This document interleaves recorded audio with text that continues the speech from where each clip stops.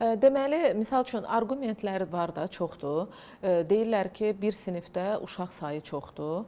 Müəllim də bir müəllimdir, assistent yox, köməkçi yox, ikinci müəllim yox, çatdırmırlar. Mən öz adımdan şəxsən deyirəm ki, bizim təhsildə çox ciddi problemlər var və bu təkcə müəllimlə, məktəblə, direktorla, direktor müavini ilə, nə bilim, zavuçla, uşaqla bağlı məsələ deyil. Bu kökündən həll olmalıdır. Sinqapur, bilirsiniz ki, yəni siyahı olaraq, biraz əvvəl siz də bəzi ölkələrin adlarını sadaladınız. Onlar da təhsildə, yəni heç də geri qalan yəni şəhərlər arasında deyil də. Sinqapurda, misal üçün, elə bizim öz yerli müəllimlərimiz ora getmişdilər kurslara. Yəni müəllim oturur mikrofonla, qulaq mikrofonu ilə, 60 uşaq var. Nə bilim, bizim metodika ilə götürəndə 5-ci sinif şagirdləridir, 4-cü sinifdir, 7-ci sinifdir. Müəllim oturur auditoriya kimi mikrofonla dərs deyir. O uşaqlar o dərsi qavrayır və uşaqların, müəllimin əlində biz deyirik, kompüterləri sıradan çıxartmalıyıq. Bu kompüterdən, telefondan qaçmaq olar. Biz deyirik, filan dil önəmlidir. Misal üçün, ingilis dili getdikcə, xeyr, elə gələcəyin dili də ingilis dilidir və bizə də telefon da lazımdır, kompüter da lazımdır, planşet da lazımdır, uşaqlarımıza da lazımdır. Biz Azərbaycanda, Bakı şəhərində uşağımızı aparırıq, özəl məktəbə qoyuruq. Özəl məktəbdə artıq bizə deyilir ki, birinci sinif yox, amma ikinci sinifdən məktəb öz planşetini birinci sinifdə olanlara verir. Amma ikinci sinifdən siz artıq hər uşaq üçün planşet almalısınız, çünki dərslər orada keçirilir. Bir ailədən bir uşaq özəl məktəbə gedəndə daha çox inkişaf edir. Dövlət məktəbinə gedəndə geri qalır. O tutulan repetitorların hesabına gedib təhsilə yiyələnir. Burada da bizi uşaqların əlində telefon qoymayın. Uşaqların əlində, mən bildim, uşaqdılar, hərə bir telefonla girib təkcə dərs eləyən yoxdur axı, başqa bir işlər də görürlər. Bu olmaz. Amma ümumiyyətlə sistem dəyişilməlidir. Bu uşaqlara qarşı da təzyiqdir. Bu gün siz bilirsiniz ki, valideyn uşağına deyəndə ki, mən səni telefondan cəzalandıracağam. Valideyn o uşağın gözündə düşmənə çevrilir. Bəli. Çünki o elektron valideyni o biri valideyndən daha çox alışıb. Burada alışqanlıq hissidir də. İndi Sinqapurda müəllim oturur, orada da hər uşağın qabağında planşet, müəllimin də əlində planşet. Oradan uşaqlara dərs verir, dərs ötürdü. Mikrofonda da danışır da, izah edir. Oradan yenidən uşaqlar cavab verir dərsə.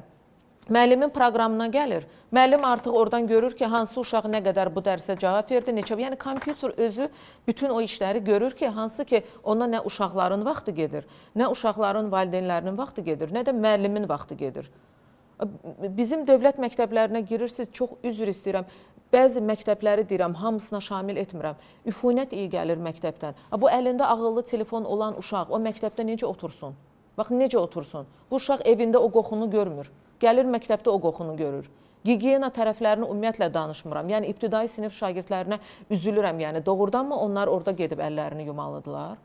Valla üzülürəm. Yəni, analar gəlib 30 uşağın başının üstündə valideyn dayansa, orada bir sinifdə 30 uşaq olacaq, koridorda da 30 valideyn olacaq. Bu da düzgün deyil. Amma valla ibtidai sinifin uşaqları belə təmiz evdən çıxırlar, bizim ailələrdə də var da. Gəlirlər, deyirlər ki, mən orada gedib əlimi yumaq istəmirəm. Uşağın çantasına sabun da qoyursan, nəm salfet də qoyursan, quru salfet də qoyursan. Amma bu gigiyena məsələlərini həll eləyir? Yox. Hələ bu təkcə bunun gigiyenik tərəfləridir. İcazə olarsa mən... Yox, əlbəttə icazə sizindir, Samir müəllim. Mən sizə yəni real öz gözümün şahidi olduğum faktları danışıram da, onları izah edirəm. Valla bu məni də vətəndaş kimi incidir, ana kimi incidir. Mənim də uşağım məktəbə getməlidir. Niyə görə mən misal üçün aparıb, gəlin açıq danışaq da, bu özəl məktəblərdə də ayda 800.000 manat pul verirsən. Uşağa nə öyrədirlər orada? İngilis dilində də olsa rəqəm öyrədirlər də ilk siniflərdə. Adam da birdən 10-a qədər uşağa rəqəm öyrətmək üçün ayda 800.000 manat pul verər. Elə buna aparım qoyum uşağımı dövlət məktəbinə. Bilim ki, demirəm, məktəb lepqalı olmalıdır, təmirli olmalıdır. Amma heç olmasa mənim uşağım təmiz evdən çıxır. Bu uşaqlar planşet, telefon uşaqlarıdır. Bunlara valideyn artıq maraqsızdır. Bu məktəbdə o uşağın diqqətini çəkən nəsə olmalıdır da, düz demirəm. Doğrudur. Mən hörmətli Sona xanımın fikirləri ilə tam şəkildə razıyam və tamamilə doğrudur ki, bugün bizim yaşadığımız 4-cü sənaye inqilabının əsas çağırışlarından biri eləməz süni intellektdir. Və dünyada aparılan araşdırmalar və verilən statistik məlumatlar da onu deyir ki, 2030-cu ilə qədər süni intellekt təhsilin artıq 61%-nə əhatə edəcəkdir. Və qeyd etdiyiniz kimi süni intellektin təhsildə tətbiq olunması təbii olaraq bugünkü olan gənclərin belə deyək ki, planşetlərə, eyni zamanda telefonlara, müxtəlif xarakterli proqramlara marağı ilə üst-üstə düşür. Və bu gün süni intellekt üzrə yarada biləcək məktəblərdə olan bir çox mexanizmlərin tətbiqi ilə bağlı olaraq dünyada artıq müəllimlərin bu sahədə, yəni rəqəmsal savadlılığının artırılması istiqamətində kifayət qədər böyük təlimlər keçirilir, kurslar keçirilir. Bu günləri bizim çox gözəl təchiz olunmuş məktəblərimiz var.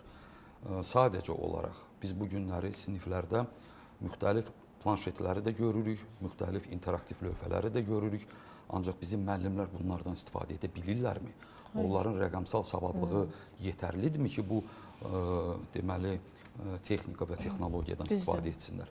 Məsələ bundadır ki, süni intellekt çox ciddi şəkildə təhsilə intervensiya etdiyi halda adekvat olaraq müəllimin hazırlıq məsələsi də çox böyük önəm kəsb edir. Sabahsı günü təbii olaraq müəllimlərin rəqəmsal savadlılığı imkan verəcəkmi həmən bu texnika və texnologiyadan istifadə etmək? Sabahsı günü yaradılacaq intellektual məsələlərdə belə deyək ki, rəqəmsal dərsliklərin, eyni zamanda simulyasiyaların, digər texnologiyanın belə deyək ortaya qoyduğu nailiyyətlərdən sabahsı günü müəllimlərin bir peşəkar şəkildə istifadə etməsi bu nə dərəcədə olacağını mən təsəvvür edə bilmirəm bugünkü gündə. Və siz tamamilə doğru qeyd etdiniz.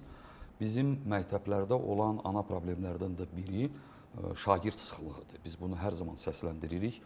30-35 bəzi məktəblərimiz var ki, orada 40 şagird təhsil alır və təbii ki, müəllimlər üçün fərdi yanaşma prinsipini burada tətbiq etmələri mümkün deyil. Vaxt çatmır 45 dəqiqə ərzində. Onu da nəzərə alaq ki, bu günləri müəllimlərimiz deməli bəzi texniki məsələlərlə də bağlı olaraq 45 dəqiqə ayrılmış vaxtı belə deyim sərf edirlər. Jurnalın doldurulması, qaiblərin yazılması, mövzunun çatdırılması və nəticə etibarilə 35-40 şagirdə təbii olaraq fərdi yanaşmaq üçün yetərlincə vaxt qalmır.